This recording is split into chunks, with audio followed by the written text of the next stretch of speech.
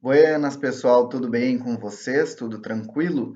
Vamos iniciar então nossa aula número 9 de Geografia Física e por irresponsabilidade minha, sim, eu esqueci de passar um conteúdo muito importante para vocês, por também ter esquecido de incluir o slide na nossa última apresentação, certo? É um conceito bem simples de hidrografia, tá? Mas que é muito importante para vocês se localizarem. Eles vão pedir esses conceitos certamente, vão falar no texto montante e jusante, e aí vocês têm que saber o que é, porque é um vocabulário muito específico da área. O que é montante? Montante é o que se direciona à nascente, tá? Então, se eu estou a montante do rio, eu estou mais para perto da nascente do rio. Se eu estou a jusante do rio, eu estou mais para perto da foz, tá bem? Como é que eu fazia para gravar isso? Montante, eu gravava, se é mais perto da nascente, é mais perto da montanha, porque o curso superior, como nós bem já estudamos, o curso superior fica em um relevo de planalto, então fica em uma montanha, beleza? Então, montante, montanha, em direção à nascente. Aí o outro conceito seria somente a jusante, beleza? Botei aqui para vocês a jusante, certo? A jusante em direção à foz, a montante em direção à nascente. Botei outra imagenzinha. Mas isso aqui é bem tranquilo, tá? Até é bom para vocês gravarem bem esses conceitos, que de hidrografia realmente isso de 0 a 1000 é 1000 de importância, tá bom? Então vamos iniciar agora de fato nossa aula 09, falando sobre pedologia, que é o estudo, né, da dinâmica do solo. Botei aqui para vocês até o desenvolvimento de um solo, beleza? Um solo jovem, imaturo, até um solo maduro, tá aí bem desenvolvido com as suas camadas ou seus horizontes, beleza? Vamos lá, então.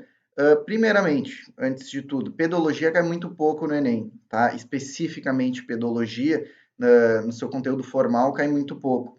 Entretanto, os conceitos que eu vou passar para vocês depois da segunda dimensão do estudo, que é a pedogenética, vão ser muito bem explorados, seja em geografia, seja em biologia, que é a questão de fenômenos, né, do solo, que é lixiviação, laterização, essas coisas assim, e também sobre fertilidade de solo, sobre tipos de solo, beleza? Que a gente também vai estudar.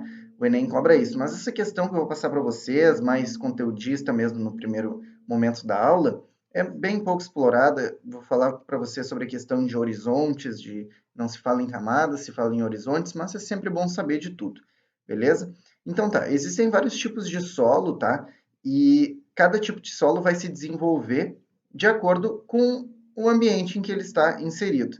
Então depende da rocha, do tipo de rocha, depende do regime pluviométrico e de como a água se comporta nesse meio, e depende também, claramente, do clima em que ele está inserido. Na intersecção desses três fatores se tem a criação do solo, beleza? Então a rocha pode ser ígnea, sei lá, pode ser sedimentar, o clima pode ser equatorial ou semiárido, e o regime pluviométrico, ou, sei lá, o modo com que a água percola, né, o modo com que a água infiltra nesse solo pode ser, né, de uma forma diferente, e acaba formando um tipo de solo diferente. Então nem todos os solos são iguais. Aqui eu botei para vocês que não se chama camadas, né? O solo ele é dividido de forma mais simplória em camadas, mas essas camadas são chamadas de horizontes, beleza? Horizontes do solo, que horizonte 0, A, B, C, e a rocha-mãe, que é a rocha matriz, que está embaixo de tudo. Tranquilo? Então tá, nós estudaremos em duas dimensões a pedogênese, que é de fato a criação desse solo, o desenvolvimento desse solo até a sua maturidade, e o número 2, que é a pedogenética. Deixa eu ver aqui, que legal, caneta. E o número 2, que é a pedogenética. A pedogenética são os fenômenos que, de acordo com o tipo de solo, vão ocorrer com ele, após já o seu desenvolvimento. Beleza? Então, temos aqui na pedogênese, que é o que estudaremos primeiro, transformação desse solo, né, a partir do intemperismo. Também teremos a translocação de materiais desse solo, certo? A eluviação e a iluviação, que nós já veremos. Temos a adição e a realocação de elementos, matéria orgânica, matéria inorgânica e água e energia, tá bom? A matéria orgânica e matéria inorgânica, de acordo com a adição e a realocação, vão entrar nos conceitos de eluviação e iluviação. Beleza? Os processos pedogenéticos nós veremos na próxima aula, né? Nós faremos aulas mais curtas, de 20 minutos, 25 minutos, tá bom? Relembrando que nós já vimos intemperismo, decomposição rochosa, é esse fenômeno que vai desenvolver o regolito, é esse fenômeno que vai desgastar a rocha para que o solo se forme, certo? Então, tem lá a rocha matriz, que é a rocha que está lá bruta, vai sofrer intemperismo, vai se deteriorar em, sei lá, em areia, em algumas britas, em pedaços menores, e com a deposição ali de mais matéria orgânica e a mistura dessa rocha com a matéria orgânica, vai se formar o solo, tá bom? Então, o que é o regolito? Que eles também vão explorar esse conceito com vocês. Regolito. O regolito é a junção de todas as camadas, ou seja, de todos os horizontes que estão acima da rocha-mãe. Então, se um solo tem um regolito bem desenvolvido, é porque ele tem uma profundidade bem grande. Por exemplo, um solo de 30 centímetros tem um regolito já bem bom. Um solo, sei lá, de 1 metro tem um regolito bem grande, certo? Então, o regolito é basicamente a profundidade do solo. O regolito é o quanto o solo se desenvolve, certo? Verticalmente. Então, tá. Existem 3 tipos de intemperismo, como nós já vimos. O intemperismo químico, que é a ação da água nessas rochas, certo? O intemperismo físico, que é a ação do calor e, no caso, da dilatação dessa rocha, que acontece em ambiente árido, né? Como nos desertos. De dia é muito quente, então a rocha, como vocês vão estudar em física, ou não sei se já estudaram, a rocha dilata, ela fica maior do que ela é. E de noite não precisa estar necessariamente frio, mas numa temperatura abaixo do dia, essa rocha volta. E nesse movimento, ao longo de vários anos, a rocha vai fazendo isso aqui, claro que é uma variação bem imperceptível, mas a rocha vai fazendo isso aqui dia e noite, dia e noite, dia e noite, até que ela se quebra, certo? E formando, né, a areia e em pedaços menores, tá bom? E temos o intemperismo biológico, que é a decomposição da matéria orgânica por micro-organismos, tá bom?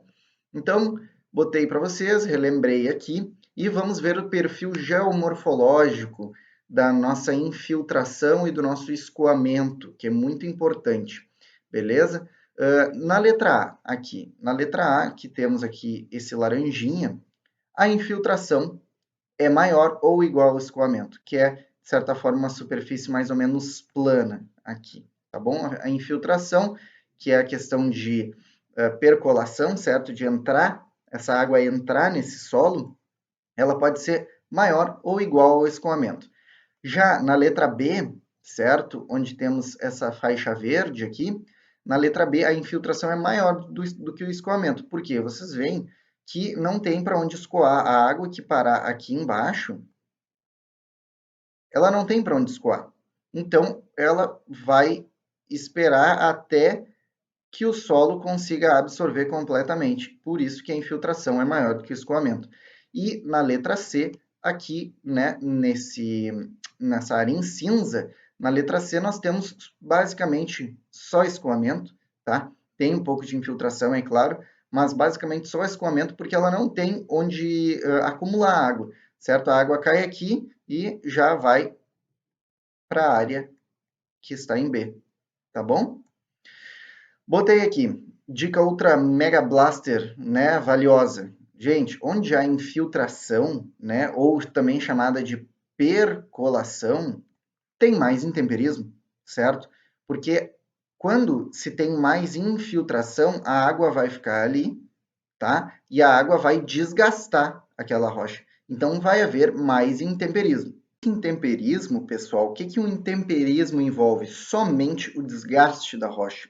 Então, quando há mais infiltração, a água vai agir ali de uma forma a desgastar essa rocha, mas não transportar esses sedimentos, que é o que ocorre, né, diferentemente na erosão. Por quê? Opa, achei que eu estava com canetinha. Que é o que ocorre com a erosão. Por quê? Onde há mais escoamento ou drenagem, certo? Há mais erosão. Por quê? A erosão, obviamente, se a água cair aqui da chuva, vai desgastar uma rocha, só que além de desgastar, essa rocha vai, esses sedimentos gerados vão ser transportados. E é isso que define, né, que estabelece a diferença entre intemperismo e erosão. O intemperismo só vai desgastar a rocha e a erosão vai, além de desgastar, vai envolver o transporte desses sedimentos. Então, recapitulando, onde há mais infiltração, há mais intemperismo, somente o desgaste, e onde há mais escoamento ou drenagem, beleza? A erosão, que é o desgaste e mais o transporte desses sedimentos. Temos aqui a pedogênese, tá? Vamos começar aqui a pedogênese pela formação do solo, que é a geração desse solo de uma forma primária. Então, temos os horizontes, beleza? É importante que vocês gravem, entendam, na verdade, esses horizontes que temos. O horizonte 0, A, B, C e o R, ou também chamado de D. O horizonte 0 é a camada mais superficial, né, desse solo, né? A camada que fica ali em cima mesmo, a mais de cima, beleza? O horizonte A é o horizonte que acumula mais matéria orgânica, né, do que matéria inorgânica, beleza? Mais matéria com carbono, tranquilo? Por exemplo, folhas, animais, basicamente folhas, animais, restos de árvore, vida morta, praticamente assim, vida em decomposição. É ali, é no horizonte A que vai se formar essa matéria orgânica, que é uma camada chamada de humus, tá bom? Uma camada chamada de humus. Então, no horizonte A também teremos matéria inorgânica? Também teremos, mas a matéria orgânica se destaca mais nesse horizonte, é isso que caracteriza esse horizonte. O que é o horizonte B? Antes do horizonte B, vamos falar do C, tá bom? O horizonte C, ele é o depósito de matéria inorgânica. Por que de matéria inorgânica? Porque ele está mais perto das rochas. E estando mais perto das rochas, o que é matéria inorgânica? Sais, tá? Basicamente sais, tá bom? Sais e resíduos de rochas. Então, matéria inorgânica não tem a presença de carbono, não tem a presença de resquícios de vida decomposta ali, beleza? Então, temos basicamente sais minerais aqui. Por quê? Está mais perto, né, da decomposição dessa rocha. E o horizonte A tem mais matéria orgânica porque está mais perto do solo e os animais e as folhas caem aqui, já mortos, né? Sofrem a decomposição e essa matéria orgânica se acumula aqui. Então, nós temos matéria orgânica aqui, certo? E temos matéria inorgânica aqui. Com o movimento da água, tá? Com o movimento da água, a água vai descer, certo? E descendo, ela vai pegar um pouco desta matéria inorgânica do horizonte A e vai levar para o horizonte C. Tranquilo? Quando essa água evaporar, ou de acordo com a realocação desse solo, essa matéria inorgânica vai sair daqui e vai levar, né, do horizonte C, matéria inorgânica, para o horizonte A. É por isso que os horizontes não tem só matéria orgânica e só matéria inorgânica. Então, gente, de acordo com essa movimentação de matéria orgânica e matéria inorgânica, esse trânsito, vai se formar o horizonte B, que é um horizonte misto, tá bom? Exatamente misto. E aqui, como eu falei para vocês no início da aula, se forma a zona de eluviação e a zona de iluviação. Até botei um desenho. De acordo com esses movimentos, né, com esses fenômenos de eluviação e iluviação, o que é eluviação? Botei aqui X. É a adição de matéria orgânica que sai do A, como eu falei para vocês, tá? Vai para o C. Iluviação, né? Lembra do Y, bota o Y no lugar do I aqui. Iluviação, adição de matéria inorgânica. Tá bom? Então, esses movimentos, essa adição que eu escrevi aqui para vocês, é basicamente o trânsito de matéria inorgânica para uma área de matéria orgânica e trânsito de matéria orgânica para uma área de matéria inorgânica. E, de acordo com esse trânsito, aqui vai ter, né, teremos o horizonte B, que vai ser formado por ambas as matérias, tá bom? Por matéria inorgânica e orgânica, e vai ser bem enriquecido com ambas as matérias, tá? E então nós teremos a formação de um solo verdadeiro que se chama de latossolo. Isso aqui já caiu muito no Enem, tá bom? Se chama de latossolo, que é um solo maduro, verdadeiro, tá bom? Que chegou a um tipo específico, beleza? Que nós veremos, né, de massapê, vários solos, Chernozem, vários tipos de solo, tá bom? Então, latossolo, um solo maduro e verdadeiro. Esse é o horizonte B. Então, o que nós podemos pensar? Que a formação do horizonte A e do horizonte C é anterior à formação do horizonte B. O horizonte B só existe se existirem o horizonte A e o horizonte C antes, beleza? Porque tem de haver esse trânsito de cima para baixo, de baixo para cima, para que se forme o horizonte B, tá bom? E também temos o horizonte R, ou horizonte D, que é a rocha matriz ali, certo? Que é basicamente essa parte aqui, que é a rocha matriz bem sólida ali ainda, não intemperizada, tá bom? Pode ser ígnea, sedimentar, metamórfica, não tem muita influência nisso, só vai ter a influência, né, para a formação da matéria inorgânica, é claro, né, dependendo se a rocha for ígnea, o solo vai ser de um tipo, se a rocha for sedimentar, vai ser de outro tipo, e se a rocha for metamórfica, o solo vai ser de outro tipo. Tá bom, pessoal? Essa nossa aula foi mais rapidinha, esse conteúdo é mais chatinho mesmo, e nós veremos a segunda dimensão, né, da pedogênese, certo? Da pedologia, nós veremos aula que vem com a pedogenética, tá bom?